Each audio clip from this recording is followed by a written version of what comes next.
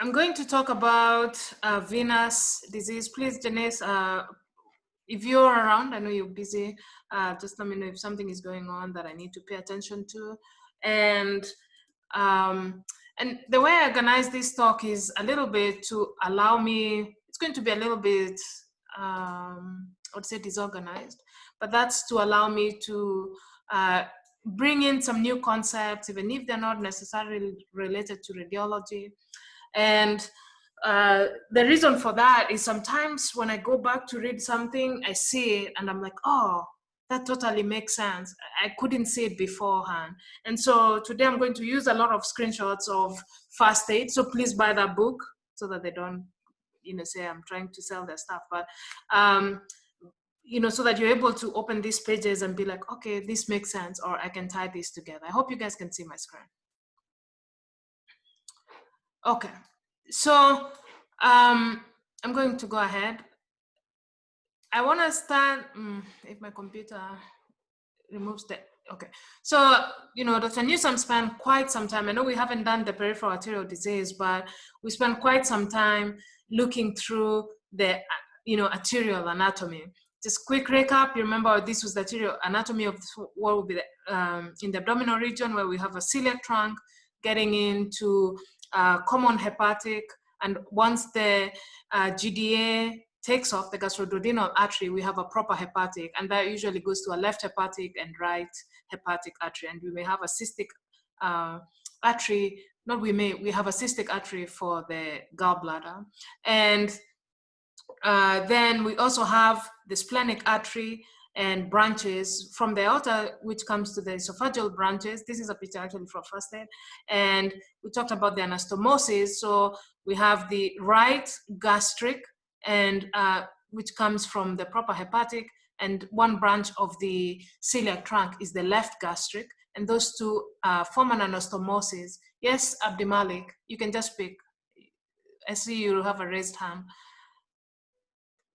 unless it's a mistake. So, and this come along the lesser curvature of the stomach, and then we have the gastroepiploic arteries on the greater curvature of the stomach. I can promise you that the next time I give the question session, that these are asked in very different ways. So just a recap, because reminders are not bad. And then at the end of the splenic, we have this short gastric. So the stomach is very, very well supplied with vascular, in terms of vascular supply. It's very unforgiving because you cannot get like a stomach transplant. Usually we can cut the colon and, anastomose, but the stomach is unforgiving when it comes to that.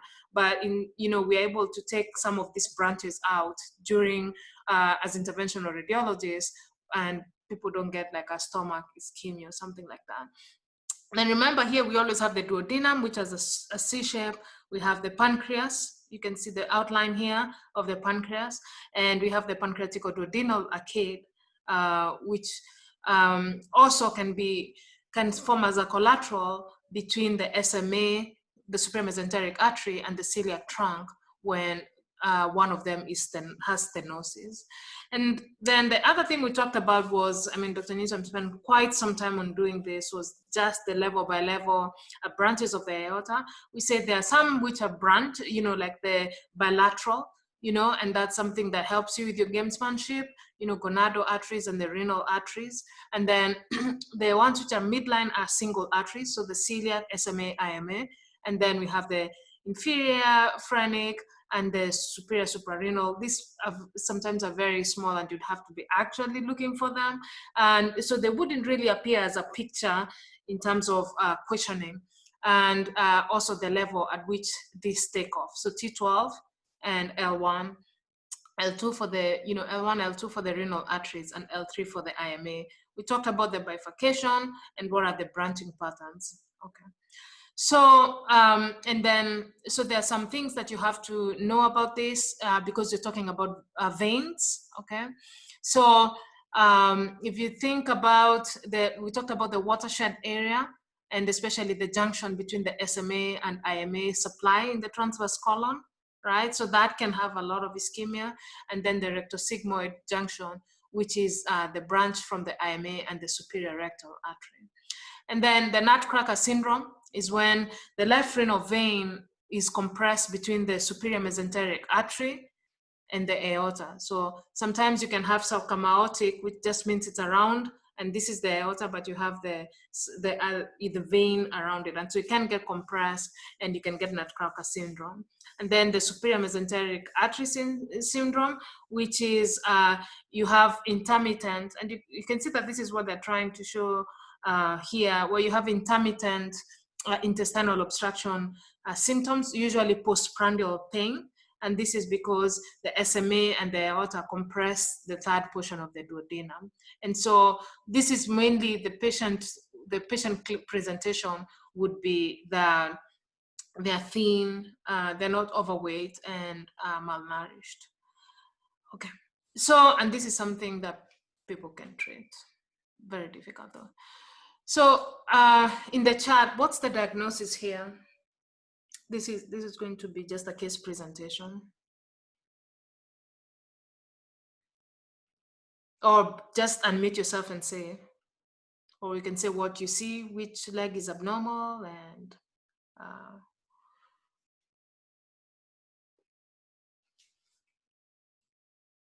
oh, I may be missing some charts here. Okay, nothing on the chart, at least what I can see. So Janae says the left leg is abnormal. I managed the chat. You can keep going. Okay. So then Pauline says compartment syndrome of the left leg.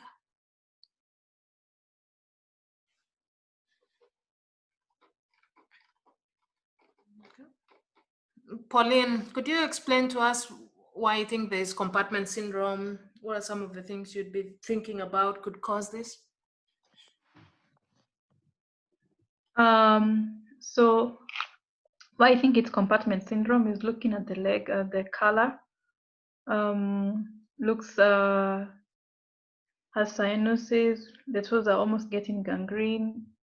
And then what I would think would be the cause for this, it could be one that maybe they have a fracture mid-thigh and they're bleeding, and that is impeding the venous return on that leg. And that would lead them to the compartment syndrome. That's what I'm thinking for now. Okay. Okay. Yeah. Any other thoughts? Victor, I know you're on. I'm going to pick on you.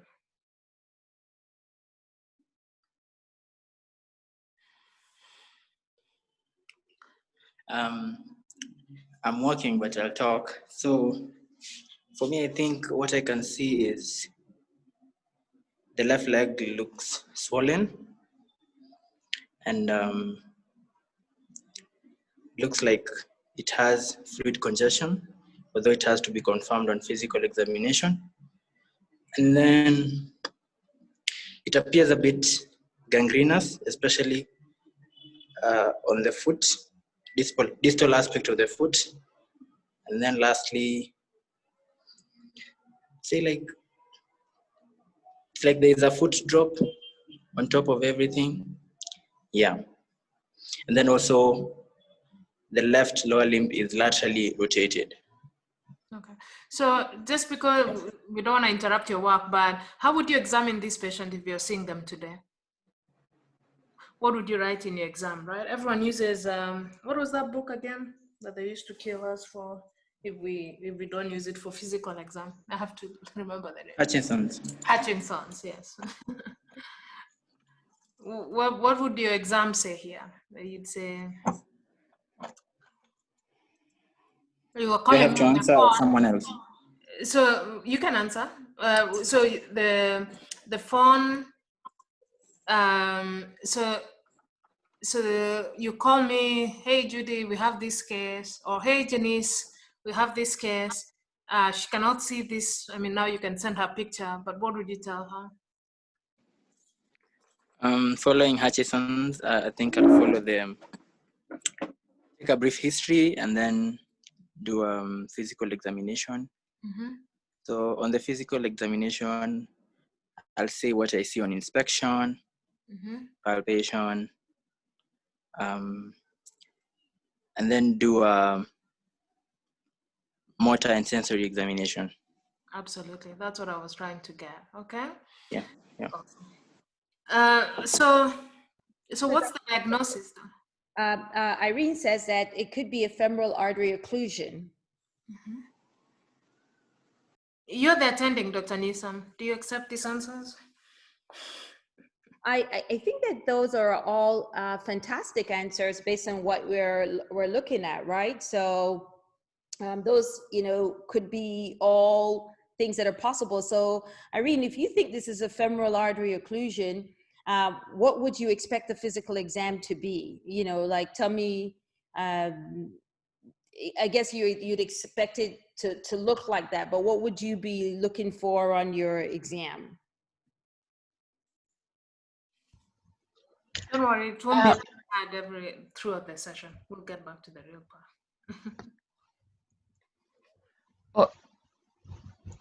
Okay, it's because the patient has cyanosis of the left leg, okay, left limb, and I'm expecting maybe reduced blood flow to the same limb, That's all. and then I'm expecting also could be reduced. Okay, there's reduced pulse or no pulse in that limb, peripheral pulse like tibial, and what else? I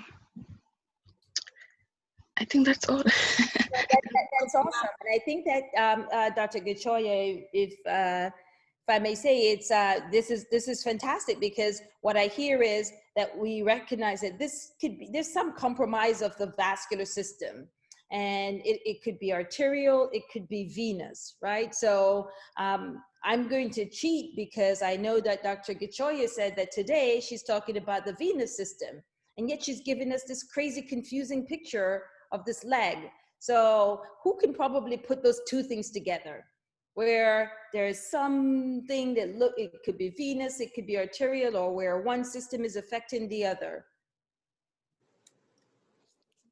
I think also the temperature gradient could give a clue. When on physical exam, we could check the temperature differences, and yeah, that could give us a clue whether it's arterial or venous. Although also we need also to put, no, let me not say that. So yeah. I'll finish it for you. You're thinking, let's just put a Doppler on there and see what kind of Doppler signals we're getting question लगा हुआ था from the artery or vein.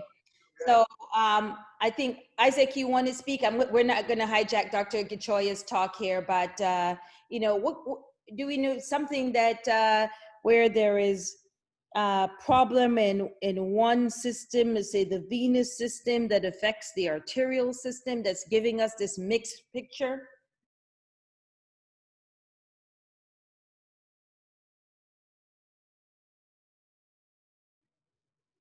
Dr. Gichoya.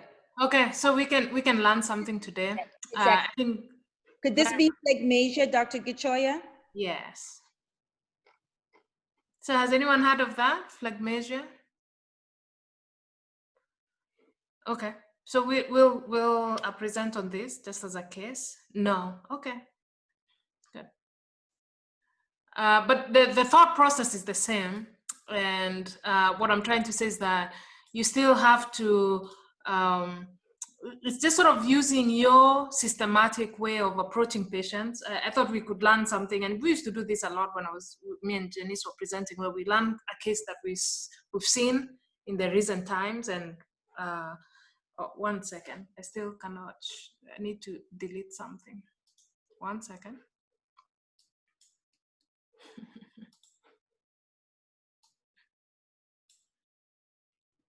Everyone, I'm going to give Dr. Gichoya a hard time now. Do you need some IT help, Dr. Gichoya?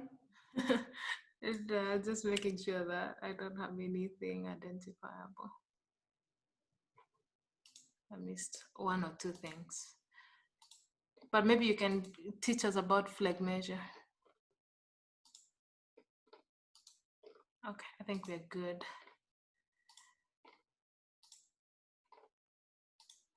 Okay, so Hopefully I don't have a share screen again.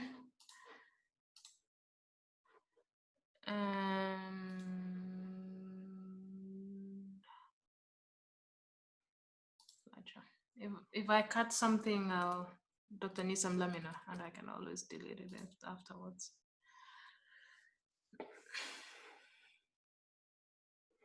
I have a sign of death from my computer. I need donations to buy a new one. Kidding.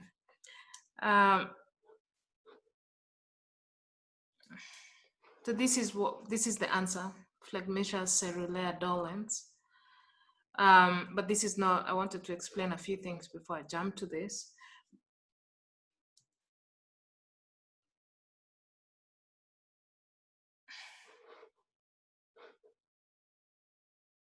Okay, good.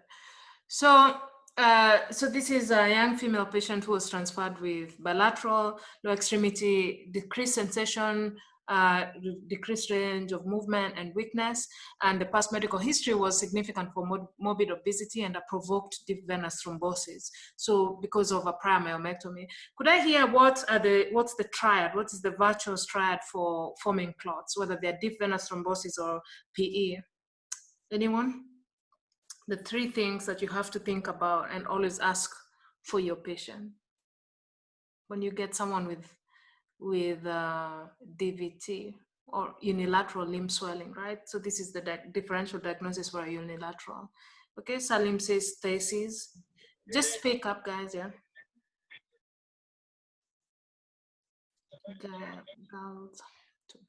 Endothelial injury. Yes, and then? Hypercoagulability. Yes, right? So those three things. And so you always have to work what's causing one of those three things. Then it becomes provoked or unprovoked. And this is important because of the next treatment plan for the patient, right? For a provoked DVT versus an unprovoked DVT. And the age in terms of games, not even just gamesmanship, but just approach to these patients. If you find a 60-year-old female or male with a new onset deep venous thrombosis and they didn't have any travel, they've been walking around, they just started getting short of breath, there is no injury, they didn't have a fracture in that leg, and remember, fractures can also give you fat embolus when it comes to pulmonary embolus, but you know, they've been walking okay, and they don't have a cause to be hypercoagulable, whether it's genetic or whether it's because they have a, you know, usually genetic, or even if it's not the case, then at the age, if it's genetic, then they would have presented earlier on with hypercoagulability and they would have more relatives who have similar symptoms. But if it's just new onset, then you have to look for cancer because that can make a hypercoagulable state. So the virtuous triad, super important.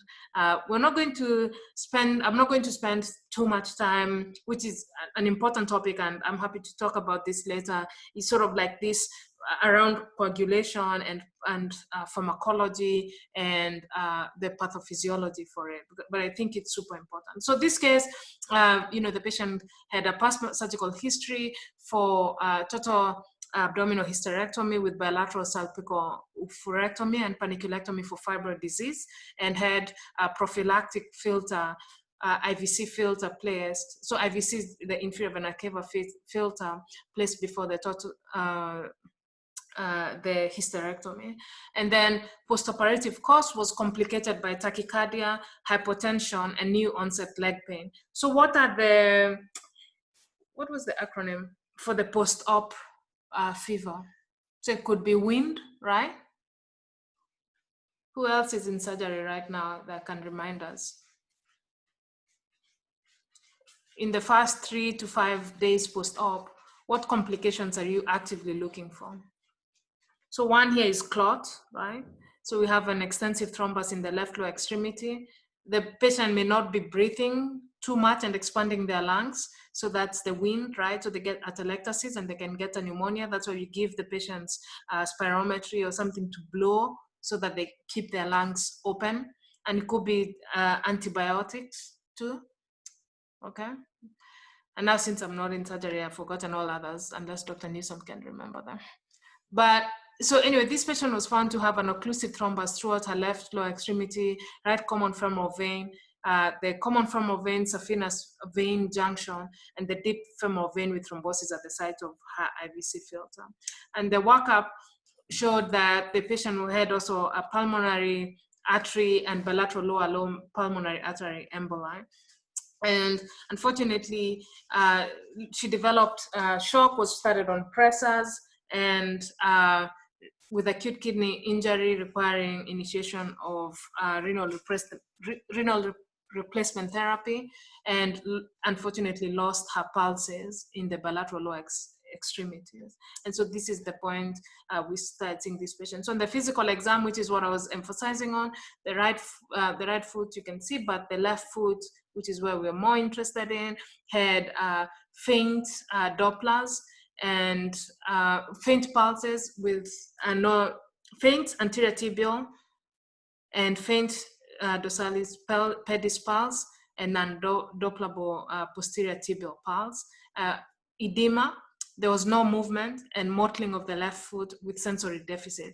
So what I wanted to maybe tease out during the question on examination to Victor was, you have to remember how you have to do your gross motor examination, and then there's the fine motor, which is either a pinprick or you get a swab and you start touching the leg, and you have to have the patient close the eyes and compare, right? So you're checking for symmetry. So this case requires a lot of physical examination. Oh, okay, good. Dr. Newsom reminds us, so it's wind, water, wound, walking, and wander drugs are the 5 W's that you have to remember for surgical complications in the immediate post-op period. And so this is the imaging. You can see this is a coronal view. Remember, we talked about the views, right, of the imaging. If you've been with us throughout, you can see these are some dots here which are white. And this is the IVC filter, because it's like an inverted umbrella that has open tongues. And you can see part of it here. You can see this is the IVC, this is the aorta. The IVC is always on the right side, near the liver. Remember, we talked about laterality, what's on the left and what's on the right side. And you can, it's usually with the systemic veins, really, they all are formed by, they're named just similar to the artery, with a few exceptions, right? There's no aortic vein. Usually it's the inferior vena cava. And it's formed by a confluence of the common, the common femoral vein becomes the external femoral vein, and then, the common femoral vein becomes the external iliac vein, and then the common iliac vein, and these two join together to come up together here. And so when you think about this, when these are formed, you have superficial and deep venous system. And if it makes sense, because if you're hot, you know that the skin and the venous system helps regulate the body temperature, and the superficial venous system is very important for that regulation. So you can see a filling defect here. You just have to believe me. These are big. This is at the common femoral vein. They're big and swollen, and the same thing here so you can see 2 bones here. That means we're below the knee. If we're above the knee, then all you'll see is 1 bone. And so this was being into the popliteal vein, just above the bifurcation, because you don't see the 3 arteries. So all you can see in this left leg, we don't really see the arterial face. If what you see on the right side, you should see on the left side. And so we don't see that part. And so Phlegmasia cerulea dolens is a painful blue inflammation. It's uncommon, but as you can see, very devastating. The answer, oh, you cannot see my arrow. That is fun. Can you see my arrow now? Yes, Dr. Gichoya, we can see your arrow. It's very tiny and it's dark. And it's black, yeah. So but we can see it. Okay. So hopefully someone is gonna mute themselves. But so this phlegmasia is, sudden and severe venous hypertension, which leads to tissue ischemia with resultant translocation of fluid into the interstitial space, and you can see venous gangrene, which is what you see here. Patients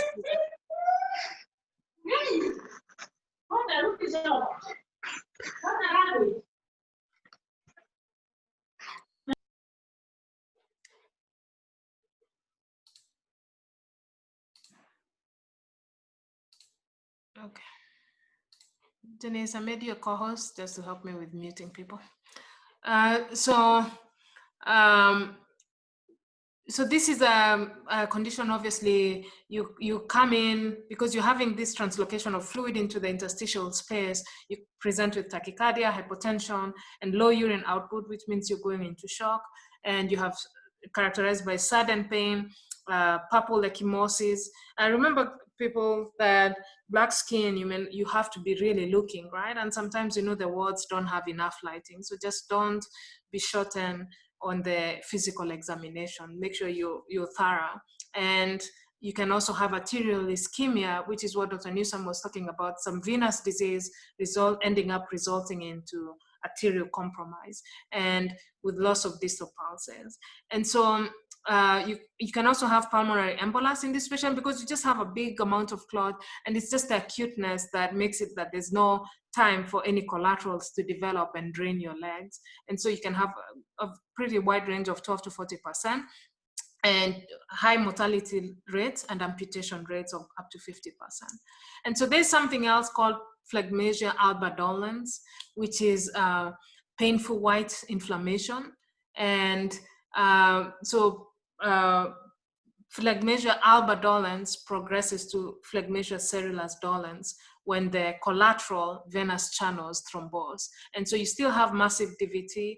And in Alba, you still have the patency of the venous collateral. So you don't have, you still have a risk of limb loss, but it's not as bad as, so you have Alba before you go to Cerulea. And so this is the point where you want to catch the disease. And so it actually affects more males than females, and more left more than right, upper extremity less than 5%. And we talked about the virtuous triad, which is a big component of venous disease, where you have malignancy, hypercoagulable state. If you have oral contraceptives, venous stasis, long flight, those are the things that you'd be saying in your history. If you have IVC filters, even if they can prevent the transposition of clots into the heart, they still slow down the blood flow and interfere. And immediately a placement, obviously, they can injure the endothelium, but interfere with the blood flow. They change the dynamics and so can have clot formed in them. Immobility, especially in very sick patients, which is why we give DVT prophylaxis. This is super important. When I was training, we never used to do this a lot for inpatients, but this can really save lives. DVT prophylaxis is something you have to understand. And then congestive heart failure, because you're not moving your blood very well. And heat is just heparin-induced thrombocytopenia. And so the goals of treatment are for you to remove thrombus. You don't really need to know this, but I just wanted to have this like a comprehensive case for us. And you just want to reestablish venous patency. So it's like a blocked road, right? Valve function and decreased risk of recurrence. And as long as the gangrene is not established, you probably have a chance of reversing this. But when you have capillary involvement, then usually you end up with venous gangrene. And so you should be able to do a Doppler. I never had a Doppler throughout all my training at Moi and working in Kiambu. You can do a venography, a contrast venography, which you can see sort of the veins appearing. And this is useful in around 34%. MRI we won't have, but you can also use an MR venography, just helpful in like 2%. And if you combine all these techniques, you can get up to 26%. So the way we treat this is, the venography, which was used as a standard, which is where you just get access into the vein and take pictures. And so the way you intervene on this, what happened with this, it's more of like a little bit of an extreme case, but just to tell you what happened, is that there was popliteal vein access, and we use these suction devices, these fancy devices that we have here to suck out clot. It's like a vacuum through the pipe, and you're sucking out the clot, and then we remove the IVC filter, and then we place a new one at the end, and then place the vascular a dialysis access, because the patient was obviously, if you're having low volume, then your kidneys are not functioning well, and we're giving you contrast during the procedure, so required dialysis. So you can see this is if you see that this is widening here, so you know that I'm close to the knee, and you can see a wire. I think we've been showing you quite a bit of pictures like this. You can see there's no flow. Everything is just like outside because these things are full of clot. And when you come here, you can see this is the confluence. So guys, I'm using this as an opportunity to discuss all the venous, the systemic venous system. And so you can see these filling defects, lots of clot, where you can see contrast, but you can see the contrast is not flowing. This is the IVC filter. This is how it was retrieved by using some forceps and cutting it and pulling it out. And you can see one strut is sort of caught onto the wall here. And ultimately, after the end of multiple cleanings, those suctioning using many fancy devices, you can see that there's improved blood flow. When you look at the injection, remember we talked that when you're seeing blood, you look at where the catheter is, because people can show you these cases. You look at where the catheter is and you see where blood is flowing. So if you look at the catheter is here and there's no blood going up, then this is an artery which is pushing blood away from you. But if it's going back to the heart, and you can see the new filter placement, that this is venous system, and these are the common iliac veins coming up to form the IVC. Remember, because these two veins, the veins and the arteries run together, then you can have conditions where the arteries compress the vein. And what do we call that? Specifically in the iliac region. People are very quiet today. But for them, Dr. Gichoya, are you referring to May-Thurner syndrome? Yes. So what's May-Thurner syndrome?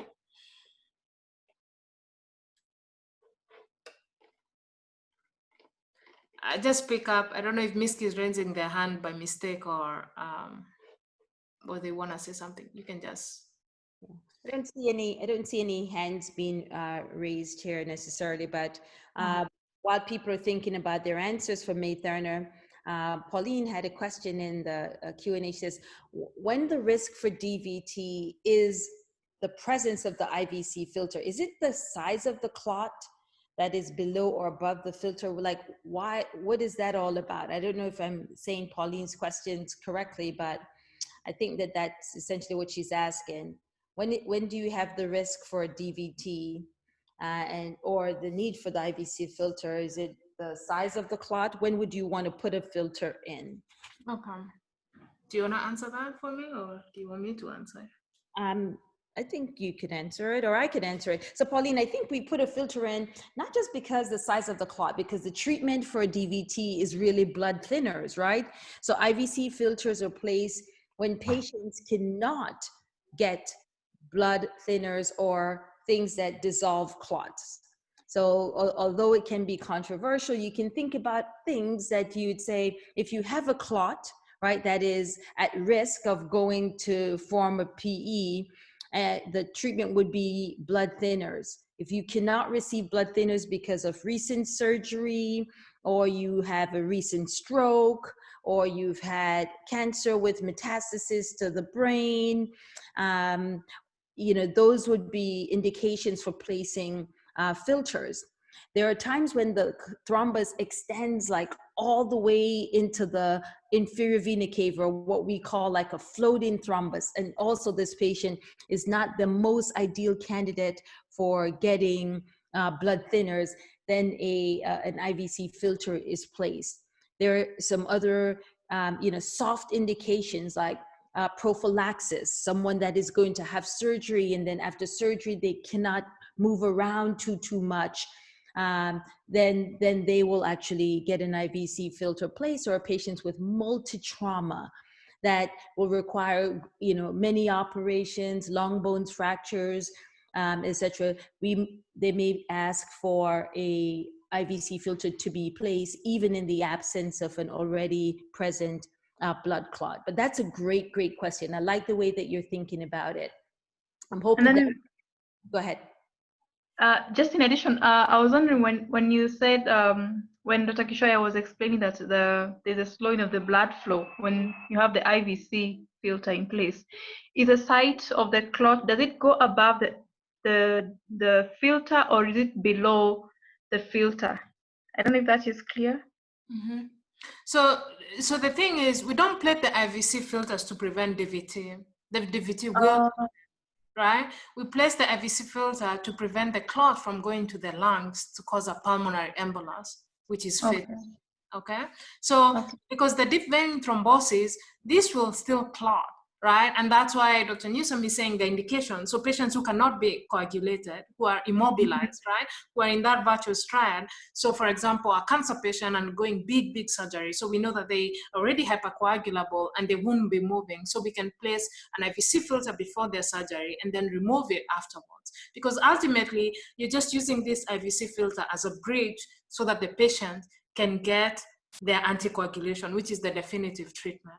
Now, if you have someone who's failed anticoagulation, right? So you've given them Coumadin, they come in, this is warfarin, they come in with the INR of 10, but they still are forming clots, right? And that, so an INR of 10, unless they have liver disease, it tells you that they're still taking the anticoagulation, but they're not, you know, they're not,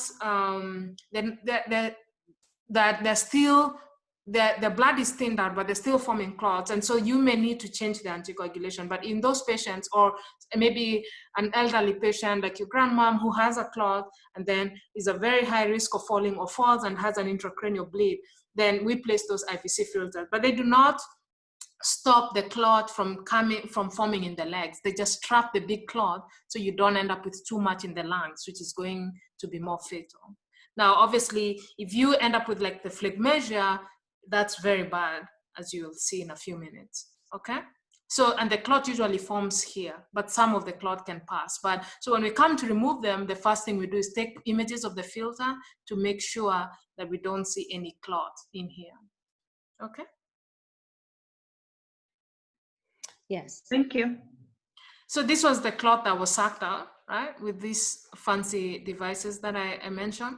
And this is how a pulmonary, this is how a pulmonary embolus looks like. Okay, so you'll see pictures of the CT. You'll be seeing the heart. Okay, if anyone is going to show you, this is how they're going to show it to you. We've been looking at a little bit of these things. This is the pulmonary arteries, and because it's from the left side of the lung, of the heart, sorry, the right side of the heart, blood coming back then going to the lungs. And so, because if you have clot on the left side of the heart, then what you have is a stroke, because that blood is going out to the rest of the body. You have a stroke, you have, you know, limb ischemia, mesenteric ischemia, it goes everywhere, the blood goes.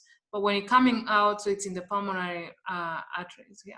You can see you have filling defects. That's how you know that it's clot. I think we've seen that. And so this patient had clot, ended up being transferred to the ICU, underwent bilateral compartment fasciotomy. Someone talked about compartment syndrome. Usually this patient had compartment pressures of more than 50 millimeters of mercury. Normal should be around 0 to 8.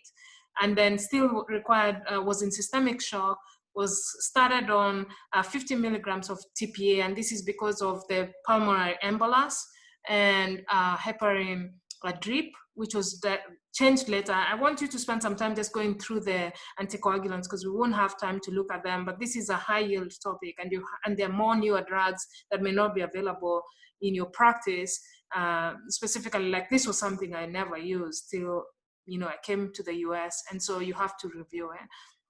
And sometimes when people are not progressing, you're giving them a heparin drip, then you can have, you know, you have to ask yourself, if things are failing, that's the good thing here. You can ask, why is it failing? Can I do something about it? And so there are these funnels we send, like heparin-induced thrombocytopenia. This question can come this way, where they show you patient was on heparin, they had normal platelets, and now they're dropping. So you have to be at the back of your mind that you're thinking about this.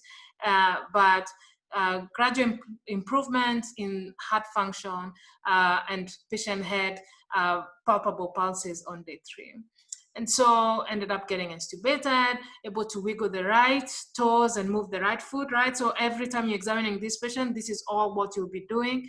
But the left foot was, unable to move the left foot, head pulses on both sides, and then kept going back to the operating room, and left lower extremity lateral fasciotomy, just had non-reactive dusky muscle, but the rest were okay. And when they did this, these are the operative notes. They just showed, they put a wound vac. This is just trying to save this leg, but unfortunately ended up getting an amputation of the left lower extremity. And so what the outcome here is just to emphasize on timely management.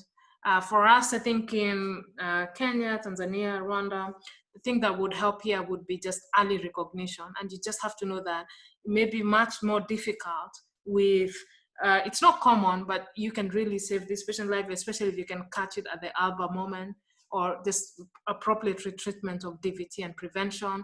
And remember that the dark skin can be very difficult to tell, and you, especially when you're not, if you're using mulika mwizi to do your examination because the light is not good, this can be a problem. So, and the big lesson here is once you have microvascular insult, it's very, very difficult, those small collaterals. So I'm gonna move on to the next case here. Could I have some, you don't have to type, you can just say, what's X? And are there any questions of the last case? You can type in the chat. We have the fantastic Dr. Newsom who can help me.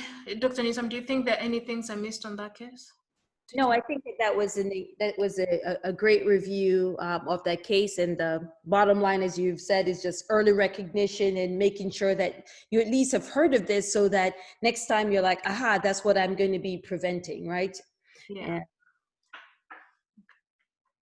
Okay, so now take us for what's X? What's X? Let's work through this a little bit. What's X? Where is Dr. Gichoya? I could see the heart. I could see that that's on the left side. Dr. Gichoya, you're gonna need a red arrow or something. I know I can pay attention to your arrow because I see what you're looking at. This is on the right side of the body, whatever it is that she's showing, right? So right below the diaphragm, that should be in the liver. What connect the liver to the heart? I don't think I'm giving anybody any clues, or if I'm giving you a clue, just like you know, unmute and say what you think this is.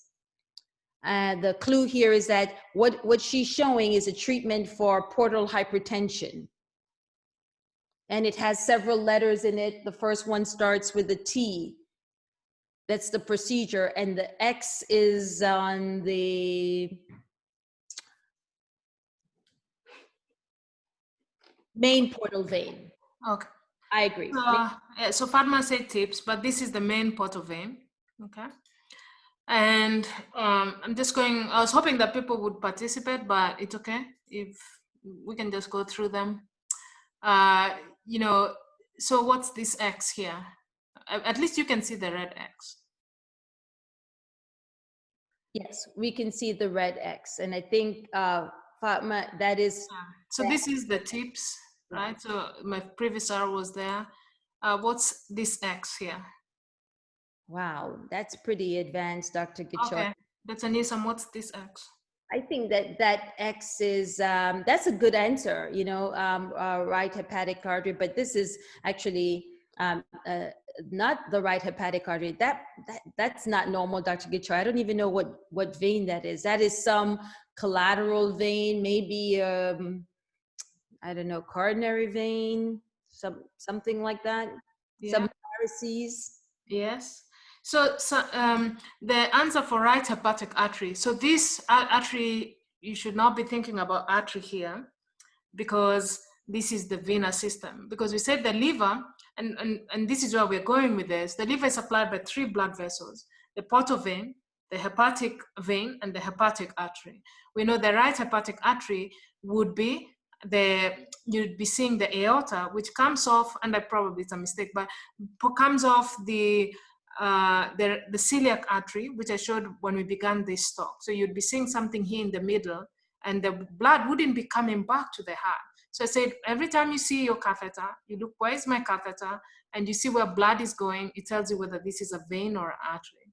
Okay, because I didn't put context, you cannot use the context to kind of cheat, except that you know that I'm talking about venous stuff. So Last one. What is X? Red X. So the red X, since we're deep in the liver now, I would think that that is blood flow, either in the, I'm thinking Dr. Gichoya vein, or is it the hepatic vein or the portal vein, right? And this is a still image. I could see how there, the tips is the connection, you know, from the vein, the hepatic vein to the portal vein. So those vessels could be branches of the portal vein. Absolutely. So tips. So tips is transjugular, because I'm poking this. This is a procedure we do as interventional radiologists. I'm coming from the neck through the internal jugular vein, right? So now we're starting to the neck. So you have the internal jugular vein, which joins from the subclavian vein to form the superior vena cava. And this drains blood into the right atrium. And the inferior vena cava, which we've talked about, drains blood into the right atrium. So I'm coming through, so it's a pipe, really. So you can come in through the superior vena cava, through the, so the inferior vena cava would be here, if I showed a much better picture, but this is the hepatic veins. Now, when we think about blood supply, I have another slide for this, but this is right, some branches of the right portal vein, the main portal vein. This will be the superior mesenteric vein, because the main portal vein is formed by the splenic vein, which joins with the superior mesenteric vein and forms the main portal vein. And you can have the drainage of the IMV into the splenic vein. And then these are coronary varices, which are around the gastric area. So just in the interest of time, you can see this is me I came in through here into the liver with a sharp needle. I have a small ultrasound here that I'm using to help me look at the liver. You can see the appearance of the portal vein, but I saw this question, so it's important. And you shouldn't know the technique, but I'm just trying to wrap things around so that you understand what's going on. And so this line that you see here is in the inferior vena cava. And what I did here is I came into the hepatic vein, selected it. There's no communication between the portal vein and the hepatic vein, which is what is called a TIPS, a transjugular intrahepatic portal systemic shunt. And so what that means is that I'm taking this, putting a very long sharp needle and poking through the liver to connect these two veins together, and then putting the stent, okay? And so if you look at, this is a picture of first aid again. So if you look at here, they show you, this is the esophagus, the stomach, and what would be the duodenum. This is the veins which you talked about, right? So you have the epigastric veins, and then you have the anus, which will be drained through the superior rectal vein, middle rectal vein, and inferior rectal vein. Remember, we talked about these arteries last time. And then you have the colon, which is also drained through the inferior mesenteric vein. And then you also have the drainage from the other part of bowel to the superior mesenteric vein, which is what I'm showing. I'm just showing it in a different way. We talked about the splenic vein. The IMV drains into the splenic vein, and the splenic vein joins to the SMV to form the portal vein. And the portal vein supplies the right and left, but there's usually no communication. But in cirrhosis, where you have portal hypertension, then we can make a connection between this portal system and the systemic system through the hepatic veins, which usually drain into the IVC. And so if you have a portal hypertension, which is now reversal of flow, right? You can see these arrows are coming back. Then you can have a varix around the umbilicus, and you have to know the connections, unfortunately. This is parambilical, and the systemic veins here is the small epigastric veins of the anterior abdominal wall. That's what's causing this. And from the liver side is the parambilical vein. And when you have portal hypertension, you'll see this recanalized umbilical vein grow very big. Can be injured as you drain fluid if you're not cognizant that it's there. Around the esophagus, remember you have the left gastric, and then the esophageal veins, which usually drain into the azygos. And then in the rectum, you have the superior rectal and the middle and inferior rectal. Those are the anastomosis, super high yield. You just have to learn about it. And then you have to remember the caput medusa seen in this. And the treatment is a tips, which I showed how it's done. So this is an example of my catheter here in the inferior mesenteric vein. You can see something here, the impression which shows that this patient has a stoma, and you can see these big vessels here. We're able to go and treat this because they can bleed a lot. And so this is just a parastomal varix. Any questions on that? So I'm not going to spend, because this is not my expertise, I'm too far removed from this, but I wanted to tell you that when you think about the liver, everything is usually as a portotriad. And the portotriad usually, I said there are three supplies of the liver, but it's usually hepatic artery, portovein, and biliary ductile. And all this run into one place because they are exchanging nutrients here. And the reason why the portal system, you imagine when you eat lunch or eat breakfast or dinner, then you're coming back, all these nutrients have to be extracted before the blood goes to the heart. And so the portal triad and these zones are super important because the zone 1 is the periportal zone near the portal vein. And then the zone 2 is the intermediate zone, and zone 3 is the pericentral zone. And what's here is the hepatic vein. And if you are looking at this, then zone 1 is more affected by viral hepatitis, and it's usually the best oxygenated, most resistant to circulatory compromise, and is affected by things like cocaine. Intermediate zone is affected apparently in yellow fever. I didn't know that. And the pericentral, which is zone 3, centrilobular zone, is usually affected by ischemia because it's the least oxygenated. How would you remember this? The hepatic vein, if you remember, zone 3 is close to the hepatic vein. Veins usually bring the oxygenated blood back to the heart. And so if that's the least oxygenated, then this is where you're going to get most affected with toxins, and it's also the big site of alcoholic hepatitis. And so I wanted to briefly just show this picture again from first aid about this capillary fluid exchange, because it's super important to understand. Let's say you have blood coming here, you have these variations of pressures that help out. And so if you look at, you have the capillary hydrostatic pressure, this pushes fluid out, and then interstitial, so this is the capillary side and this is the interstitial. So if you have the capillary PC pushes fluid out, but PI in the interstitium pushes fluid into capillary. So PI pushes fluid into capillary, PC pushes fluid out of capillary. And then you have the colloid osmotic pressure, which depending on where it is, if it's in the plasma, then it's going to pull fluid into the capillary, and if it's in the interstitium, which is just in between the tissues, then it's going to pull fluid out of the capillary. And what happens here is all these diseases, especially liver disease, where you have decreased proteins and you start to change the colloid osmotic pressure, then you start and you change, or like in the phlegmasia where you have increased permeability. So if you have increased permeability, then you're changing these dynamics, and that's how you end up with edema.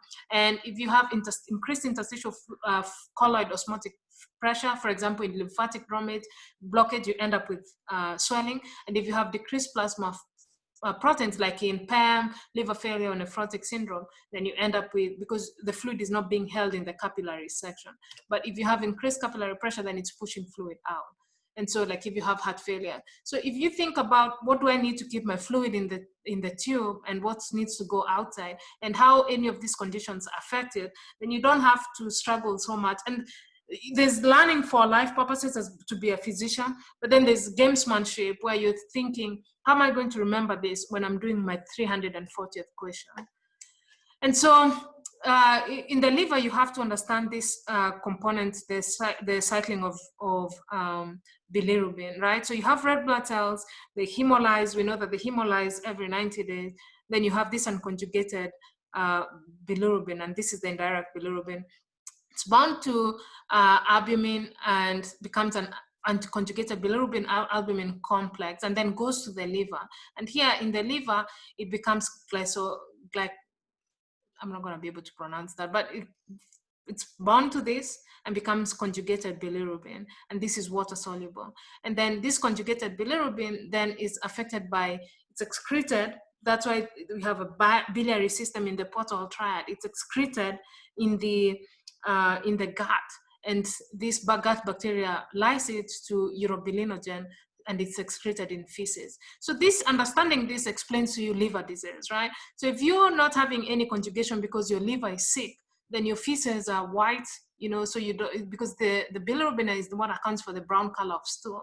If you're having, you're sick, you have cirrhosis, which is the fibrosis of the liver, and you have some portal hypertension, what will give you is lactulose, which improves how many times you're passing feces, because you're trying to keep less bilirubin and try to clear out the ammonia in the system. Okay, and 20% goes back into the sort of enterohepatic circulation, sort of 20% goes into the kidney, and then this circles back into the enterohepatic circulation. All I'm trying to show is that if you understood, like, okay, so you have a portal triad, what does it have, and how are those things interacting, then you can come back and see, okay, this makes sense, I can understand it, but just understanding some of the basic components.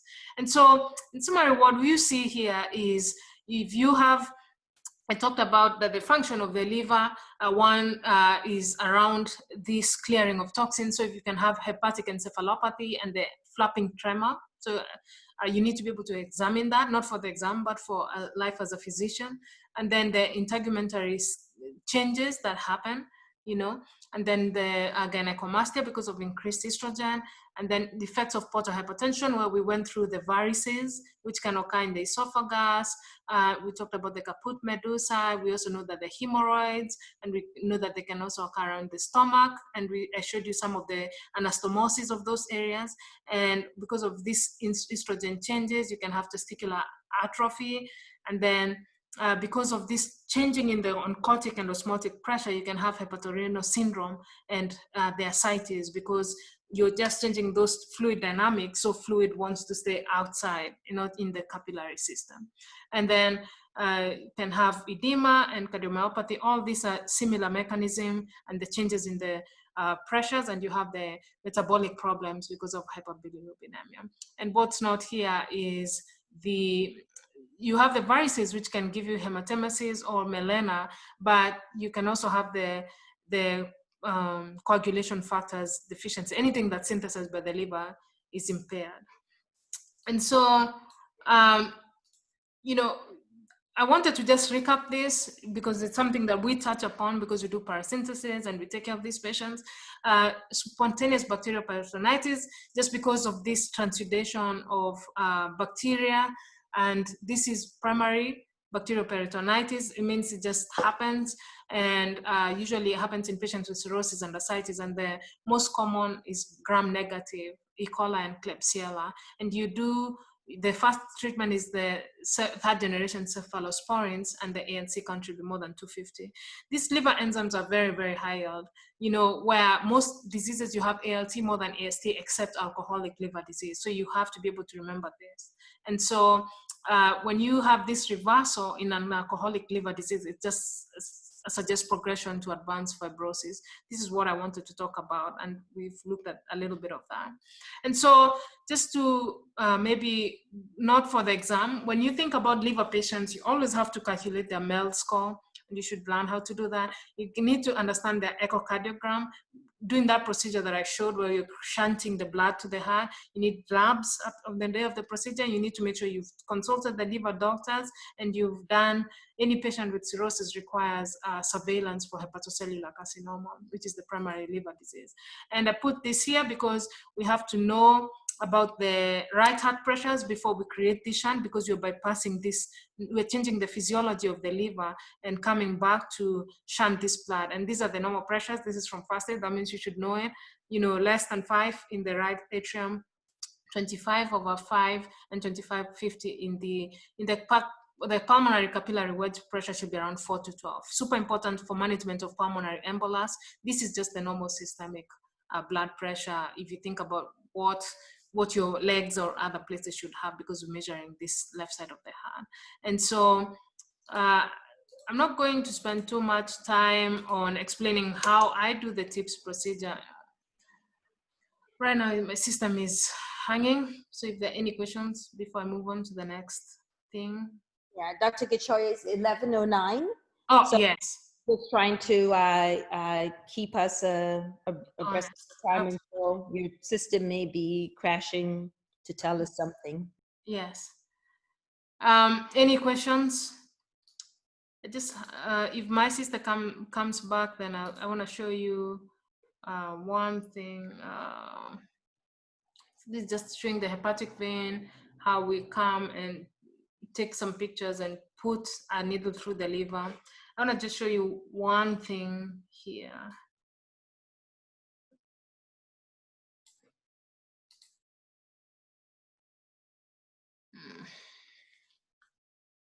If it works. On the home stretch here, 2 more minutes. Okay. So we've talked about this arterial supply for when system is crashing, through the aorta and the branches. I've talked about this venous supply coming from the legs, through the IVC, through the liver, and coming also from the hands and the brain, coming, into the heart through the superior vena cava and the right atrium. And what I wanted to talk about here is fetal circulation.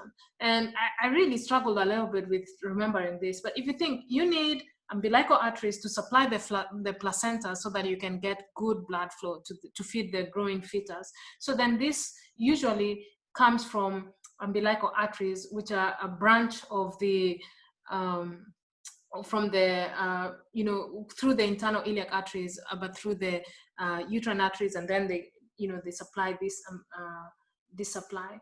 And then if you think about so let me rephrase that. So this is low oxygenated blood. Scratch what I said. So you have the placenta. This is in the baby. This is not in the mother. And so you have a placenta which has a lot of blood supply, and the baby is getting blood, oxygen from the placenta. And if you think about this, then the baby has to supply all this oxygenated blood, the fetal circulation, to every part of the body. And so this comes in through the umbilical vein, okay, and gets into, some of it goes to the portal vein, but because we don't want it to go through all those portal things that I explained, it needs a shunt. And so this is the ductus venosus. And so the ductus venosus comes now and shunts, and it's just trying to bypass the liver to get into the IVC, in the intrahepatic IVC, and gets into the right atrium.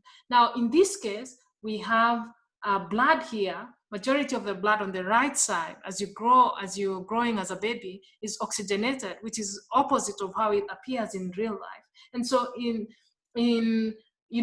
usual cases, you'd come blood to the right atrium, then to the right ventricle, then to the pulmonary arteries, which is where I said it goes into the PE, and this would go to the lungs. So we have to shift this blood because the fetal lungs are not oxygenated.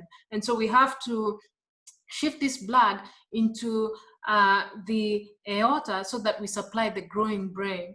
And then we supply these other arteries, and then get it back to the deoxygenated blood. So instead of the it's going out in the pulmonary artery, but then we have something here called the ductus arteriosus, so connecting the pulmonary artery and the descending arch, and this now comes into blood, which shifts into the heart, into the brain, to oxygenate the growing brain. So this is how you have this bypass. And then you also have this patent foramen ovale that is here, allowing the communication of the right atrium and the left atrium. And now all of a sudden, blood in the left ventricle, if it's just being shifted, comes back out here and supplies the brain as oxygenated blood. And so you'd imagine that the less oxygenated blood coming from the brain is coming through the right atrium, going in, being shunted here into the right ventricle, going out. Most of it is not going into the upper brain, is coming into the descending arch. So this is deoxygenated blood, which needs to come back to around the placenta, get oxygenated,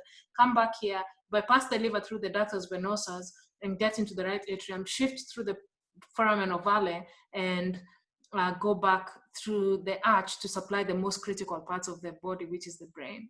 And so if you think about that, then what happens is that you have this reversal when you're born. As you start, your lungs expand and become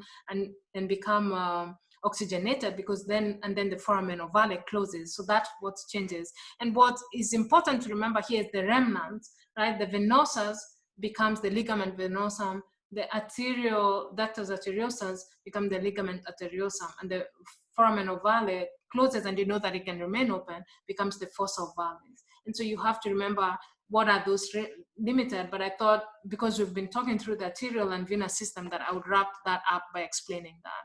And when the same way we've named everything in the veins, you remember that the veins run with the arteries and they run with the lymphatic system. And why this is important is because you have to understand how diseases spread, and you have to understand where this area of body, if you remember how it's drained, then that's going to help you guide where is the metastasis going to go. For example, testes are drained in the paraortic nodes, and so if you find big nodes on a CT scan, then you have to think, is this cancer from the testes, ovaries, kidneys, or uterus? So this is how to approach this. And we've talked about the celiac nodes because we've talked about the celiac arteries, which supplies around these areas.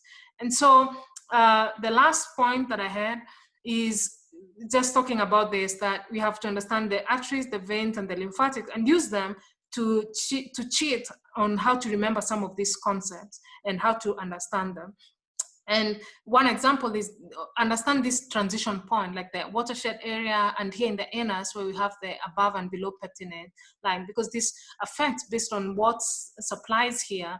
The superior mesenrectal vein goes into the IMV, then the splenic vein and the portal vein, and here it's supplied by the superior rectal artery, while inferiorly supplied by the inferior rectal artery. And this is important, understanding that this drains systemically, and this is drains portal wide, and why when there's a communication between these two, we get their hemorrhoids, and that's a portosystemic communication. And if you look at this, where this is a great pattern of what I was trying to say, you can see that this drains in the superficial inguinal lymph nodes, and this is in the internal iliac lymph nodes. And so internal hemorrhoids, usually not painful, but these ones are very painful. And also depending on where your cancer is in the rectum, it's going to determine where your metastases are going to go based on this. So that's the end of my talk. I hope that I sort of, I didn't go like name this, which is good because people are not really participating today in the naming. But I hope that I tried to wrap up a little bit of why you should understand. And the most maybe strange thing is this venous system that is shunted across the portal, the gut, and the liver, and how that relates to the bigger picture. And I hope you learned something that's going to save a patient someday. That's the end.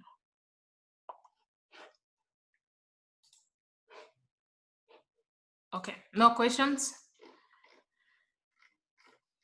or comments? So, any questions now?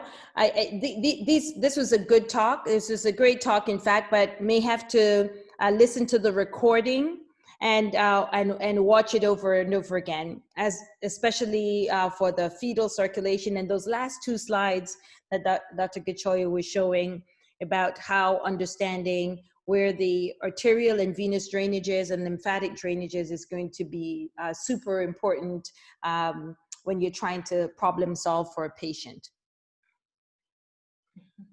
Okay, so how do you tell blood flow directionality vis-a-vis catheters?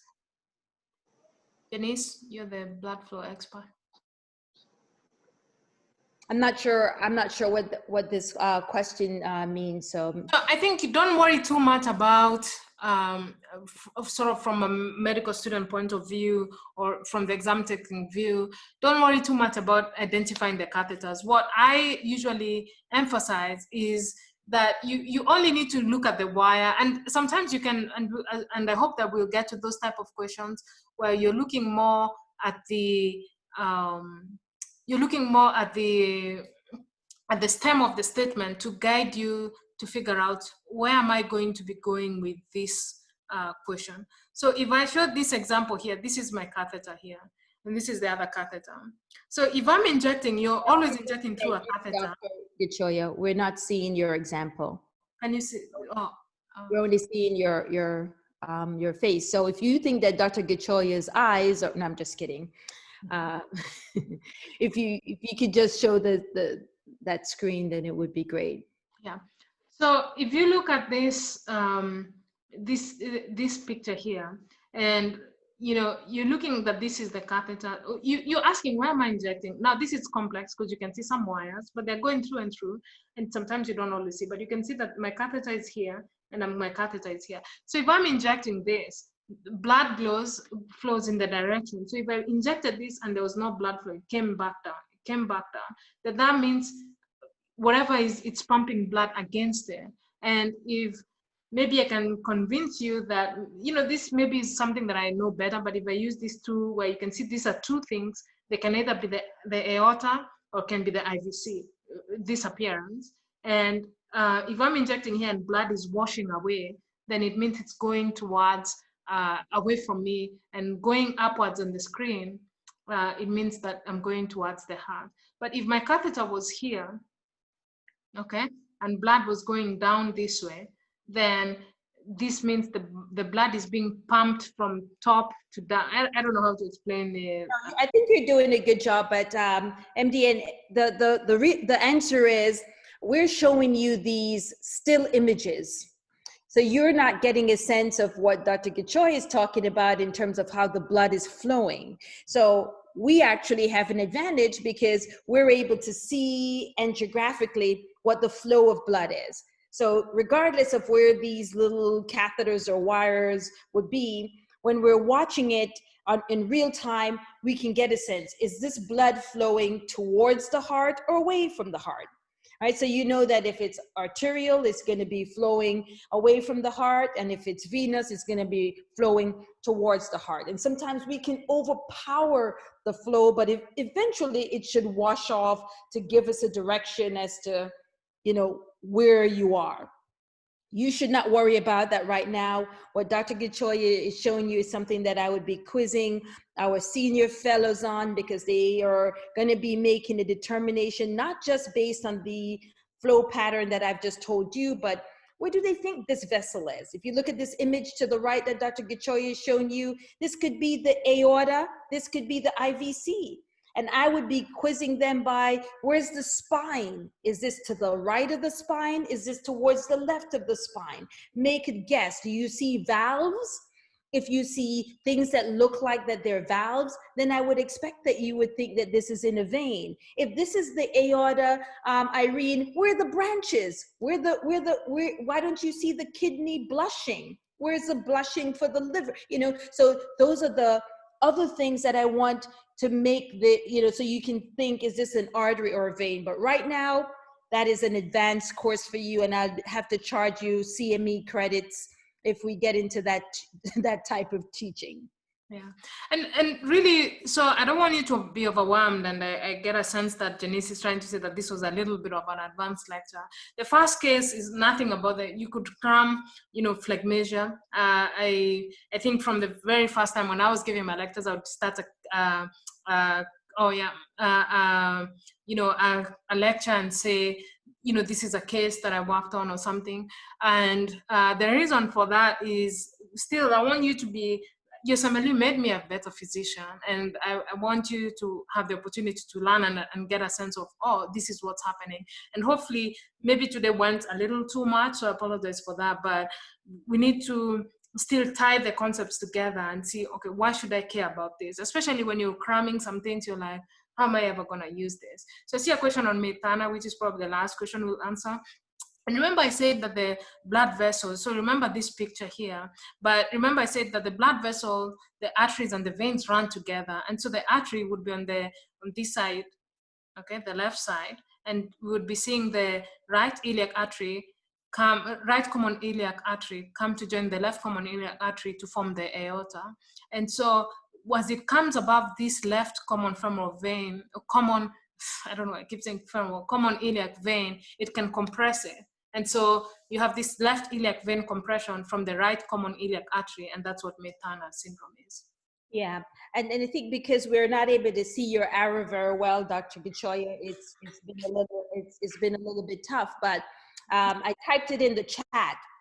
And if you think about 1 second, Irene, that the artery is going to be the aorta relative to the IVC, the arteries relative to the vein, that the artery is going to be coming more towards the left side of the body, right? And the veins are going to be more coming towards the right side of the body. So as the right common iliac artery, right, as it bifurcates to go towards the left leg or the right leg, right? And you see that bifurcation, or the vein, the confluence of the left common iliac vein, as it starts coming up and needing to make that, sharp, left to head towards sharp right to head towards the right side of the body, that the right common iliac artery, as it crosses over, compresses that left common iliac vein. And so May-Thurner is this left iliac vein compression syndrome. Perfect. Oh, I love it, Dr. Gichoya. I like that drawing. That's awesome. So there you have the aorta coming down and bifurcating, and here you have the right common iliac artery crossing over, and now it compresses the left common iliac vein. That iliac vein compression syndrome, we call it May-Thurner, and it consists of swelling and discomfort of that left leg. Patients will come in with, saying that they always have this heaviness in that leg. They have to hang it down. You think that it is a arterial disease, but upon investigation, you recognize that they have a clot there. They have, thrombosis in the iliofemoral system there. So keep that in mind. Left iliac compression syndrome.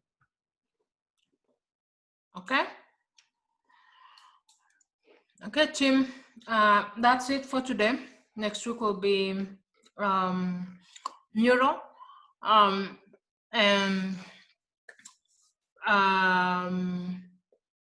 Okay. Thanks, Pauline. Pauline said she likes this approach of presenting case scenarios fast, puts the learning into context. And so I will share this. Just make sure you read. I try to bring out the first aid sections where these come from, so that you can go back and be like, oh yeah, I know what a tips is. So you don't have to cram that, right? The less things you have to cram, because you have to cram biochem and all those things, the better it is for you. And so we'll try and get some more people. We'll tell you who are those next week. We'll see if the biostats, Dr. Masese can come back, and maybe the endocrine lecture. And I know Dr. Newsom had yeah, we have some more people. Yeah, we have some other topics that we could discuss, musculoskeletal. But since you're typing in the chat, maybe if you give us some ideas, what are some of the topics or specialties, or then we will reach out to our contacts and get them to come and give you your talk. Mm-hmm. Or else you'll just have to hear me talk in a while. Oh, biostats, really, Salam? Yeah, well, that was an amazing lecture, Janice. You missed it. I felt a lot of questions. For biostats, one of the Kenyan dogs is trained in MPH. She did a fantastic job. Okay.